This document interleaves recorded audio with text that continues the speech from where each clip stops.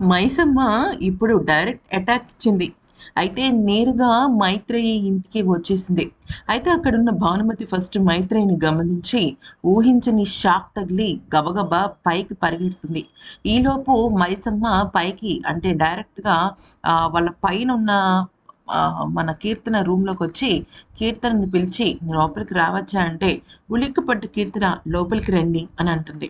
అయితే ఇదంతా చూస్తున్న ఈ భానుమతికి ఫ్యూజులు ఎగిరిపోయినట్టే. అయితే ఇక కీర్తన ఫస్ట్ కొంచెం షాక్ అవుతుంది. కానీ తర్వాత మైసమ్మ నేను పోలీస్ ఆఫీసర్‌ని అనంగానే, లోపలికి రండి అనంగానే, ఈ భానుమతి లోపలికెళ్ళి దాక్కుంటదనమాట. ఎక్కడ మైసమ్మ చూసి తనని ఇదే అవుతుందా అని. అయితే ఇంకా ఈలోపు ఏమవుతుందంటే, మైసమ్మ గౌతమ్ ఫోటో చూపిచ్చి, "నీకీ వ్యక్తి ఎవరో తెలుసా? సరిగ్గా చూడు, గుర్తుపట్టు" అనంగానే షాక్ అయిపోతుందనమాట. ఎవరు? మన కీర్తన. ఎందుకనంటే, గౌతమ్ తను ప్రేమించిన వ్యక్తి, 5 ఏళ్లుగా ఇదున్న వ్యక్తి అసలు ఎవరు ఏంటనేది. అయితే ఆహ్, భానుమతి కూడా ఇంకా గౌతమ్ గురించి కీర్తనకి తెలిసిపోయిందన్న విషయంపై చాలా కంగారు పడిపోతుంటుంది. మొత్తానికైతే ఇలా జరిగిందనమాట.